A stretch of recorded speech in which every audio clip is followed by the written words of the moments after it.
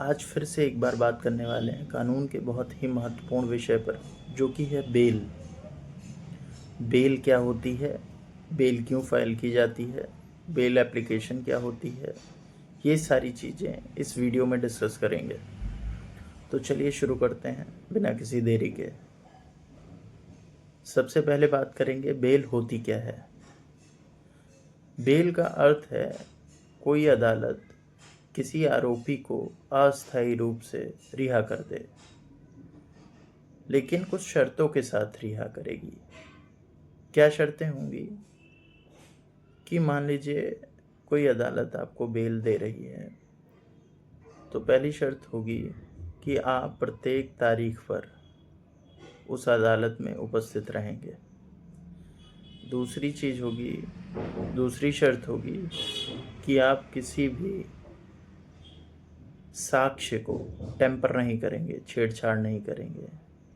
आप देश छोड़कर कहीं बाहर नहीं जाएंगे। किसी साक्षी को, किसी गवाह को बहलाने फुसलाने का काम नहीं करेंगे। जब अदालत आपको बुलाएगी, आप अदालत में उपस्थित रहेंगे। आप अपना बंद पत्र अदालत में जमा करेंगे। ये सारे कंडीशंस होते हैं, ये सारी शर्तें होती हैं जब एक अदालत किसी आरोपी को बेल पर रिहा करती है। बेल एप्लीकेशन क्या होती है, अब बात करते हैं बेल एप्लीकेशन क्या होती है।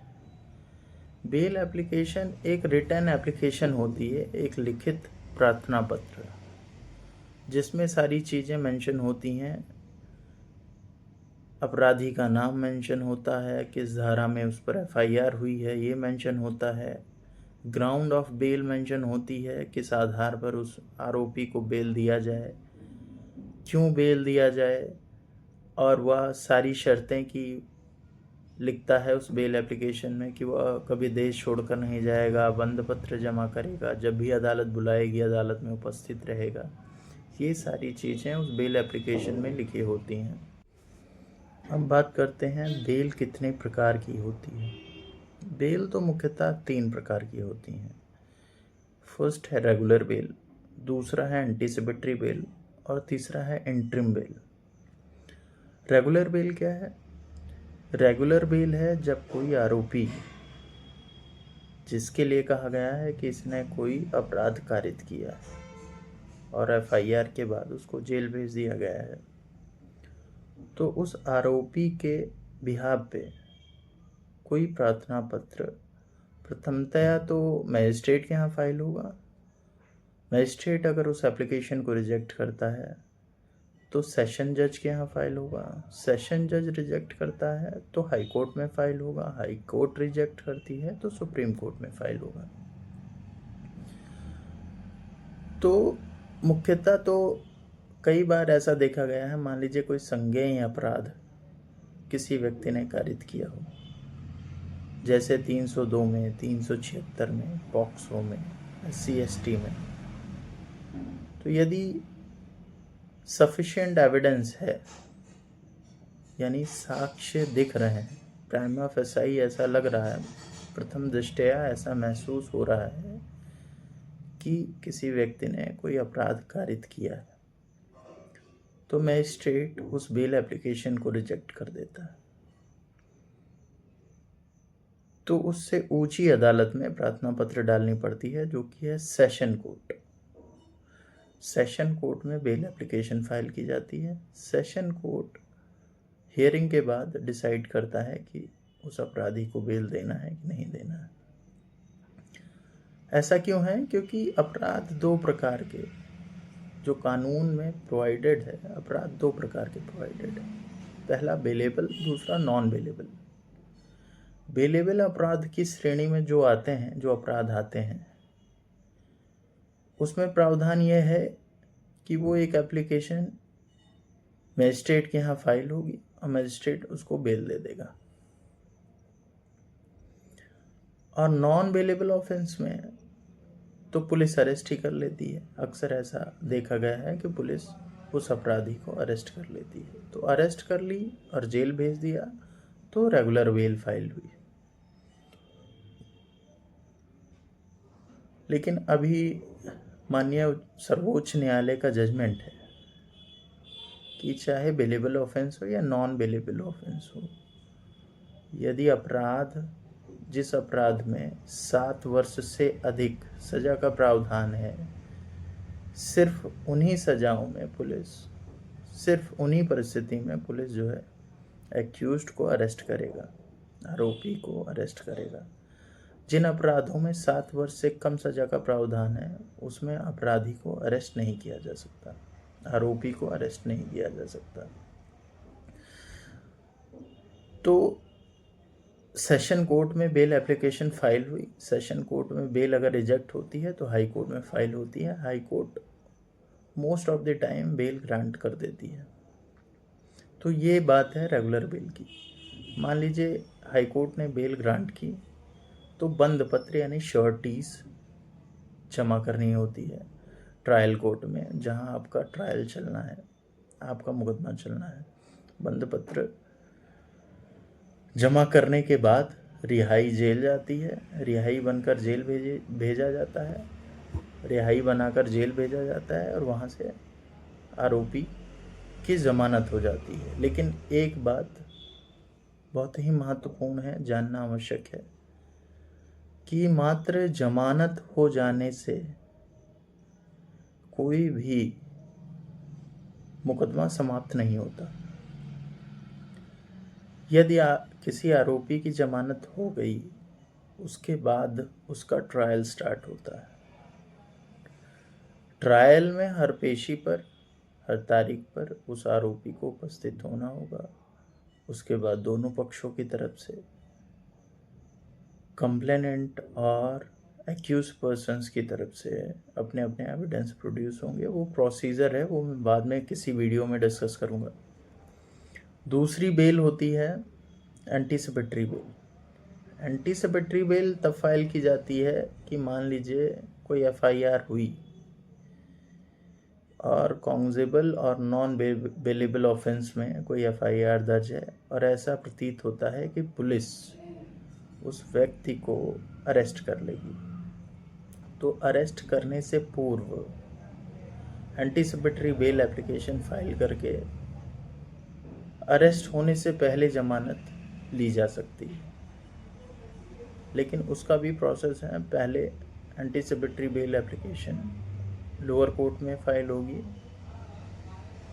यानी सेशन कोर्ट में फाइल होगी। सेशन कोर्ट अगर ग्रांट कर देती है तो व्यक्ति रिलीज माना जाता है, और अगर सेशन कोर्ट रिजेक्ट करती है तो हाई कोर्ट से ग्रांट होती है, और अगर हाई कोर्ट भी रिजेक्ट करती है तो सुप्रीम कोर्ट जाना पड़ता है। तो ये है एंटीसिपेटरी बेल एप्लीकेशन। जब अरेस्ट होने के चांसेस हों, ऐसा प्रतीत होता है कि पुलिस अरेस्ट करेगी, अरेस्ट होने से पूर्व एंटीसिपेटरी बेल एप्लीकेशन फाइल की जाती है। तीसरी बेल है इंटरिम बेल। इंटरिम बेल क्या होती है? जब कोई रेगुलर बेल फाइल की जाती है, रेगुलर बेल के साथ ही एक इंटरिम बेल फाइल की जाती है। इंटरिम बेल का अर्थ होता है अंतरिम जमानत प्रार्थना पत्र। मान लीजिए कोई रेगुलर बेल पड़ी, उसके साथ अंतरिम प्रार्थना पत्र इसलिए लगाया जाता है कि प्रामा फेसी जब कोर्ट देख रही है कि पर्याप्त साक्ष्य नहीं है, प्रामा फेसी कोई प्रथम दृष्टया अपराध नहीं बन रहा है, तो पहली तारीख पर अंतरिम जमानत पर उस आरोपी को छोड़ दिया जाता है कुछ दिन के लिए, मान लीजिए 1 हफ्ते के लिए, 10 दिन के लिए।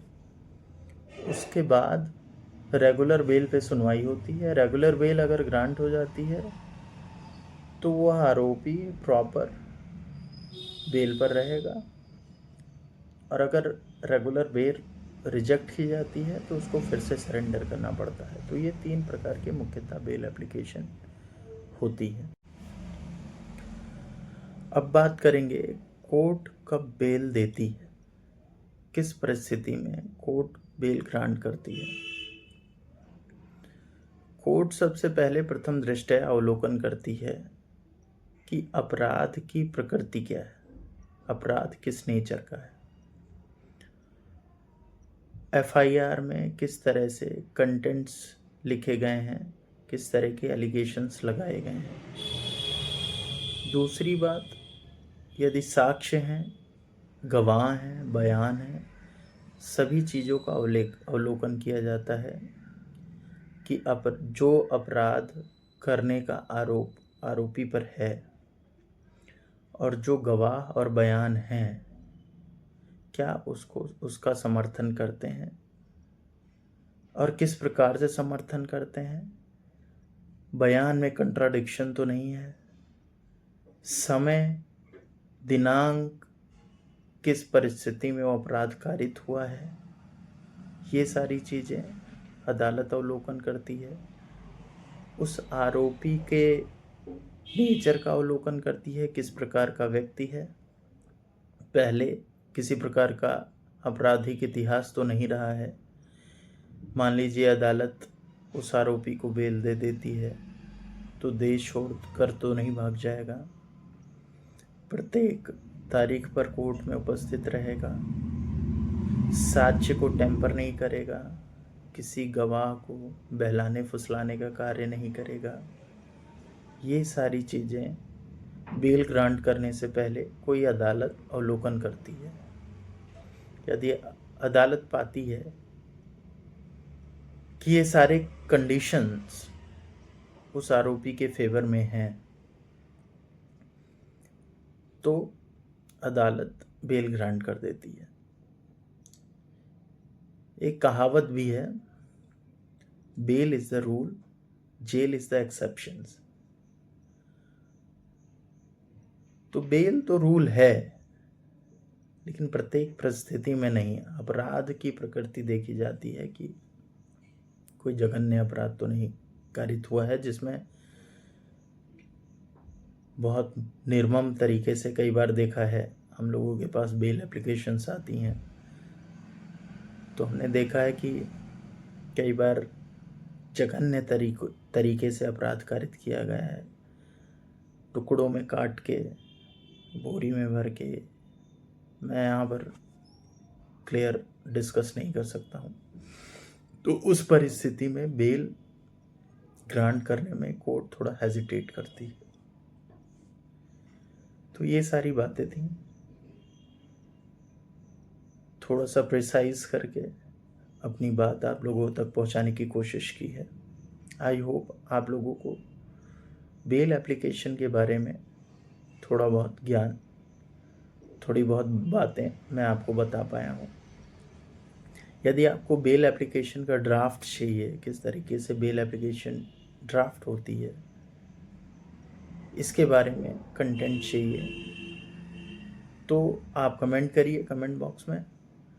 मैं उसके बारे में प्रिसाइजली एक वीडियो बनाऊंगा और उसमें डिस्कस करूंगा किस तरीके से बेल एप्लीकेशन ड्राफ्ट होती है। तो बहुत बहुत धन्यवाद मेरा ये वीडियो देखने के लिए। मेरे चैनल से जुड़े रहें, लाइक करें, सब्सक्राइब करें और शेयर करें, जिससे मोटिवेशन मिले और दूसरा वीडियो भी आए। और आप कमेंट करते रहें कि आपको किस तरह का वीडियो और चाहिए। नमस्कार।